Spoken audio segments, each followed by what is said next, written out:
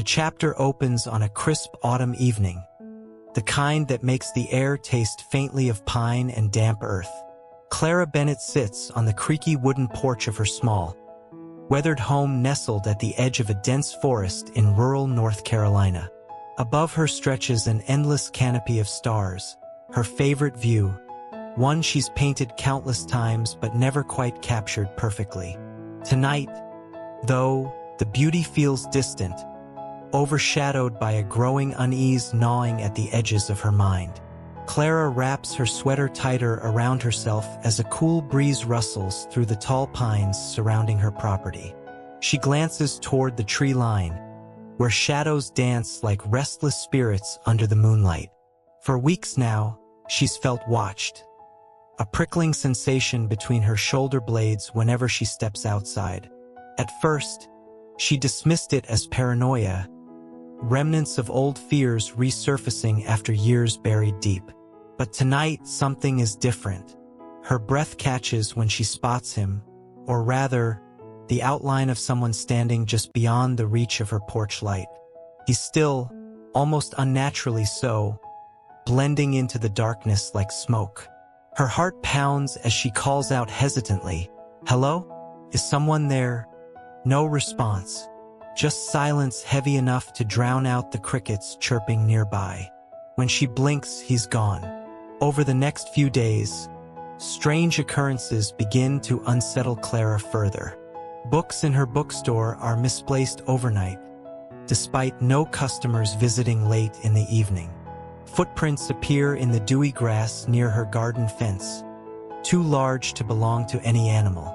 And then there's the sound, a soft scraping noise against her bedroom window some nights, followed by the distinct impression of eyes watching her from the darkness outside. These incidents awaken memories Clara has spent years trying to suppress. Memories of her father, Henry Bennett, whose death remains shrouded in mystery. Was his passing truly accidental, as everyone claimed? Or was it connected to the stories he'd been chasing before he vanished forever? Determined to confront whatever or whoever is haunting her, Clara resolves to take action. One night, unable to shake the feeling that the stranger will return, Clara grabs a flashlight and ventures into the woods behind her house. The beam cuts through the oppressive blackness, revealing twisted roots and jagged rocks scattered across the uneven ground. Every snap of a twig or rustle of leaves sends her pulse racing, yet she presses on, driven by equal parts fear and curiosity. After what feels like hours of wandering, she stumbles upon an abandoned campsite tucked deep within the trees. A tattered tent leans precariously against a fallen log, its fabric shredded by time and weather. Nearby lies a charred fire pit surrounded by empty cans and discarded wrappers. Something about the scene feels wrong, not simply abandoned but deliberately left behind in haste. Kneeling beside the fire pit, Clara notices a battered notebook half buried in the dirt. Its pages are damp and brittle, but legible enough for her to make out fragments of writing scrawled in frantic handwriting. They're watching. Don't trust anyone. If you find this, run. Before she can process the cryptic message, the crunch of footsteps echoes behind her. Whirling around, she shines her flashlight toward the source and freezes. Standing there isn't the shadowy figure she expected, but Detective Royce Ellis, a grizzled man in his 50s with salt and pepper hair and a perpetually furrowed brow. "Miss Bennett," he says, his voice low and measured. "What are you doing out here?" Relief washes over Clara initially, only to be replaced by suspicion as Royce's explanation unfolds. He claims he's investigating a string of recent disappearances in the area, people vanishing without a trace, leaving behind only eerie clues like abandoned campsites. Yet his answers feel rehearsed, his gaze avoiding hers whenever she presses for details. When she shows him the notebook, his reaction is telling. His jaw tightens, and he pockets it without explanation, muttering something about needing to analyze it further. As he walks away, Clara can't shake the feeling that he knows far more than he's letting on. Later that week, Clara returns home from running errands in town to find a Polaroid photo wedged under her doormat. Her blood runs cold as she picks it up. In the image, she's asleep in her bed, bathed in the pale glow of her bedside lamp. The angle suggests the photo was taken from inside her house. Panic grips her as she checks every room, every corner, searching for signs of intrusion. Nothing seems disturbed, yet the knowledge that someone has been inside her sanctuary leaves her trembling. Who could have done this, and why? That night, Clara sits once more on her porch, staring up at the starlit sky. But the peace she once found in those glittering constellations now feels tainted. Questions swirl in her mind. Is the stranger connected to her father's death? Does Detective Ellis know more than he admits? And most chillingly, who took that photograph? And how long have they been watching her? As the wind whispers through the trees, Clara realizes this is only the beginning. Whatever secrets lie hidden beneath the surface of her quiet life, they're about to come crashing down, and nothing will ever be the same again. The morning sun filters through the dense canopy of trees along the riverbank, casting dappled light across Clara's path as she takes her usual walk. The air is crisp, carrying the faint scent of wildflowers and damp earth. Despite the beauty surrounding her, Clara's thoughts remain heavy with unanswered questions from the previous night. The cryptic notebook, Detective Royce Ellis's evasive behavior, and the haunting Polaroid photo still tucked securely in her pocket. As she rounds a bend in the trail, she nearly collides with a figure standing motionless by the water's edge. It's him, the stranger who has been lurking near her property. Her breath catches, but before she can retreat, he turns to face her. His piercing gray eyes lock onto hers, and for a moment, neither speaks. Finally, he breaks the silence. "You shouldn't be out here alone," he says, his voice low and gravelly, tinged with both warning and concern. Clara straightens, her unease giving way to defiance. "Who are you?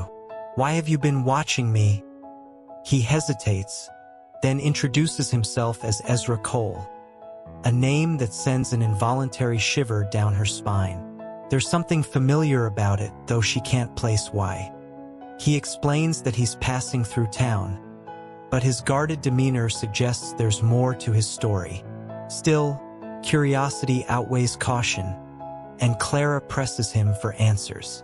Ezra reluctantly admits that he knew Clara's father, Henry Bennett. At first, he offers vague details, claiming they crossed paths briefly during Henry's investigations into government corruption. But when Clara pushes harder, demanding specifics, Ezra grows visibly agitated. He glances over his shoulder, scanning the woods around them as if expecting someone, or something, to appear. "Your father was digging into things he shouldn't have," Ezra finally says, his tone laced with regret. "Things people wanted buried." Before Clara can respond, the distant rumble of an engine interrupts their conversation. Both turn toward the sound just as a black SUV roars down the dirt road paralleling the riverbank. It screeches to a halt, kicking up clouds of dust. Two men step out, dressed in dark suits and sunglasses despite the early hour. They begin scanning the area, clearly searching for something or someone. Without hesitation, Ezra grabs Clara's arm and pulls her into the shadows beneath a cluster of towering oaks. His grip is firm but not painful, and his urgency leaves no room for argument. Pressed against the rough bark of a tree, Clara watches wide-eyed as the men approach their previous location, flashlights sweeping methodically through the underbrush. "They're not here for me," Ezra whispers urgently, his lips close enough to brush her ear. "They're here for you." Once the men retreat to their vehicle and drive off, leaving behind only the fading echo of tires on gravel, Clara whirls on Ezra, anger flashing in her hazel eyes. What do you mean, they're here for me? Who are those men? And what aren't you telling me? Ezra exhales sharply, running a hand through his disheveled dark hair. For a moment, he looks torn between speaking and staying silent. Finally, he relents, his voice heavy with guilt. I wasn't just monitoring your father, he admits. After what happened to him, I was assigned to keep tabs on you too. Clara reels, her mind racing. Assigned by whom? What are you talking about? Ezra avoids her gaze, focusing instead on the swirling eddies of the river. It doesn't matter now. I never acted on those orders, I couldn't. But someone else might have.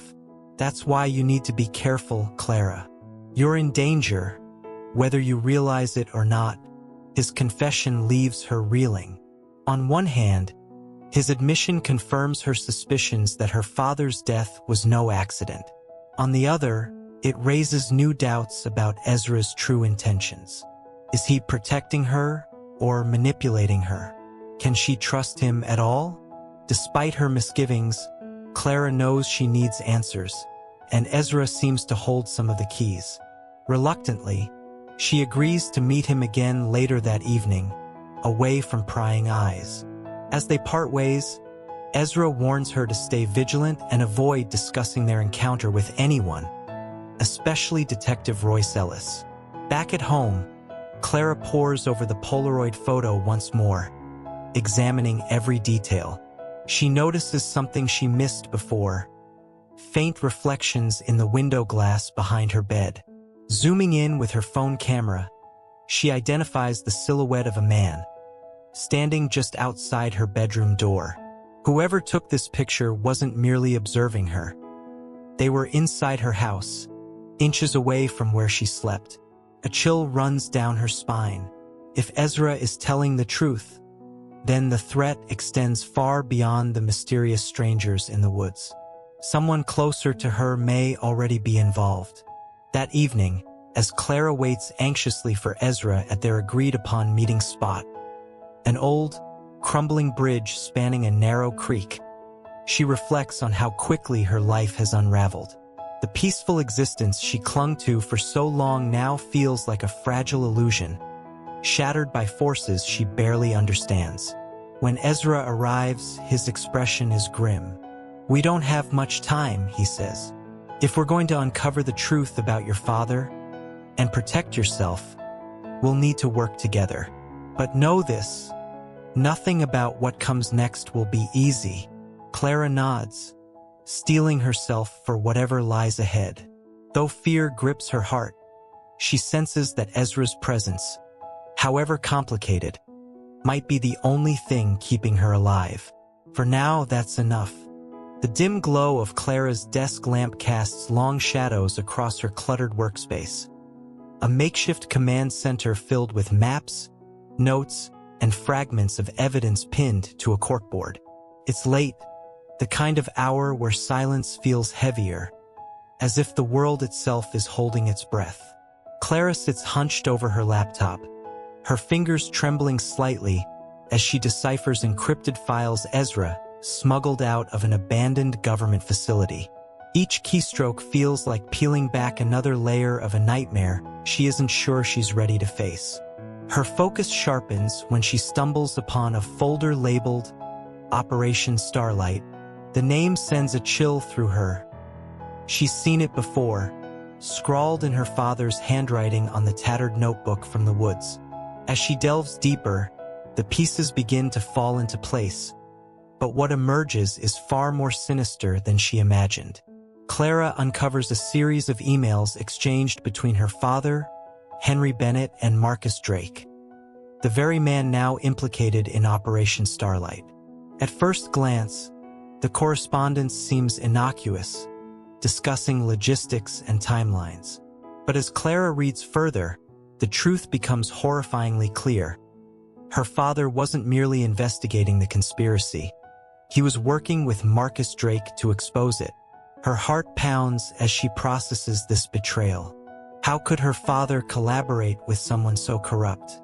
Then she finds the final email, sent just days before his death. In it, Henry pleads with Drake to shut down the operation entirely, claiming he can no longer live with the moral compromises they've made. He writes, "If you won't stop this, I will. And I'll take everything public." Clara slams the laptop shut, tears welling in her eyes. Her father's death wasn't an accident. It was an execution. Someone silenced him to protect the secrets of Operation Starlight. The realization hits her like a freight train. She's not just uncovering her father's past. She's stepping directly into the crosshairs of those who killed him. Before Clara can fully process the revelation, her phone buzzes violently on the table. She glances at the screen. It's Ezra calling. His voice is strained, almost frantic, when she answers. "Clara, listen carefully," he says. "I need you to stay put. Don't leave your house under any circumstances." "What's going on?" she demands, her pulse quickening. "It's Rachel," he replies, his tone heavy with guilt. "Victor Kane has her. He's demanding I turn myself over in exchange for her life." Clara's stomach drops. Rachel Cole, Ezra's estranged younger sister, is one of the few people he's ever mentioned with genuine affection. If Victor Kane has her, it means they're playing dirty, and Ezra is caught in their web. "I'm coming with you," Clara insists, already grabbing her coat. "No," Ezra snaps, his voice hardening. "This isn't your fight anymore. Stay safe, Clara. That's all that matters." Before she can argue, the line goes dead. Moments later, headlights flash outside her window as Ezra speeds away in his truck. Clara stares after him, her mind racing. Has he betrayed her? Is he sacrificing himself? Or using Rachel as an excuse to abandon her? Determined to find answers, Clara digs deeper into Ezra's background. Using information he'd shared during their earlier conversations, she tracks down a lead. Dr. Evelyn Parks, a whistleblower scientist whose name appeared in some of the decrypted files. According to the documents, Evelyn had been part of Operation Starlight before fleeing to expose the truth. Clara contacts Evelyn via an anonymous burner phone, arranging a meeting at a secluded diner on the outskirts of town. When Clara arrives, Evelyn is visibly nervous, constantly checking over her shoulder. Over coffee, the scientist confirms Clara's worst fears. Operation Starlight involves illegal experiments conducted on unwilling subjects, many of whom disappeared without a trace. Worse still, Evelyn reveals that Ezra was once deeply embedded in the operation, not just monitoring it but actively participating. "He tried to get out," Evelyn whispers, her hands shaking. "But people like us don't walk away unscathed." Before Clara can press for more details, Evelyn suddenly stiffens, her eyes widening in terror. "They found me," she murmurs, clutching Clara's arm. Before Clara can react, Evelyn bolts from the booth, leaving behind a hastily scribbled note. "Run. They're closer than you think." Minutes later, a black SUV screeches into the parking lot. Men in dark suits storm the diner, guns drawn. Clara narrowly escapes through the kitchen exit, her heart hammering as she flees into the night. Back at home, Clara locks every door and window, her mind reeling from the day's events. Between her father's betrayal, Ezra's disappearance, and Evelyn's death, which she learns about the next morning when news breaks of the scientist's apparent suicide, Clara feels utterly alone. Yet amidst the chaos, one thing is certain. The conspiracy runs deeper than she ever imagined, and the people pulling the strings will stop at nothing to keep their secrets buried. As dawn breaks, Clara stares out her bedroom window at the starlit sky fading into daylight. For the first time, she wonders if she's strong enough to see this through, or if the cost of the truth will destroy her completely. The night is moonless, cloaked in an oppressive darkness that seems to swallow sound as much as light. Clara and Ezra crouch behind a rusted chain-link fence surrounding a sprawling compound nestled deep within the Carolina wilderness. The facility looms ahead, a labyrinth of concrete walls, barbed wire, and flickering floodlights casting long, jagged shadows across the grounds. It's a place designed to keep secrets buried, but tonight, Clara and Ezra are determined to unearth them. Clara adjusts the strap of her backpack, her fingers trembling slightly against the cold metal buckle. Inside it lies their only hope: tools for hacking into secure systems, maps Ezra painstakingly pieced together from fragmented intel, and a small handgun she barely knows how to use. She glances at Ezra, his face partially obscured by the hood of his jacket, his jaw clenched with quiet determination. "We don't have much time," he whispers, his breath visible in the frigid air. "If we're caught..." He doesn't finish the sentence. He doesn't need to. They both know what's at stake. Not just their lives, but the truth about Operation Starlight and the fate of everyone it has touched. Using a stolen keycard and Ezra's expertise, they slip past the first checkpoint undetected. The interior of the lab is eerily silent, save for the hum of fluorescent lights overhead and the distant echo of footsteps patrolling the corridors. As they navigate the maze-like halls, Clara notices something chilling: photographs pinned to bulletin boards lining the walls. Each image depicts townsfolk who vanished years ago, people presumed missing or dead, their cases left unsolved. They finally reach a locked door marked "Restricted Access." Ezra works quickly, bypassing the electronic lock with practiced precision. When the door clicks open, Clara steps inside and freezes. Rows upon rows of glass tanks stretch before her, each containing human subjects suspended in some kind of translucent liquid. Their eyes are closed, their bodies connected to tubes and wires snaking out of the tanks like tendrils. Some faces are unrecognizable, distorted by whatever horrors they've endured. Others, however, strike a chord of recognition in Clara's heart. One figure stirs weakly, pressing gaunt hands against the glass. It's Mrs. Harlow, a retired schoolteacher who used to visit Clara's bookstore. Her lips move soundlessly, forming words Clara can barely hear over the rushing blood in her ears. "Help me," Mrs. Harlow rasps, her voice hoarse and broken. "Please, you have to help us." Before Clara can respond, another tank catches her eye. Inside is a man whose face is scarred beyond recognition, but his pleading gaze locks onto hers. With a jolt, she realizes she knows him. He was one of her father's closest friends, someone Henry trusted implicitly. "You're Clara Bennett," the man croaks, his voice shaking. "Your father, he tried to stop this.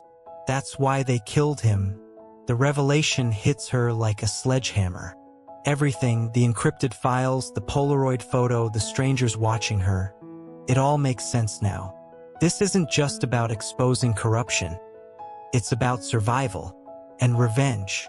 As Clara struggles to process the horrifying scene, alarms blare throughout the facility.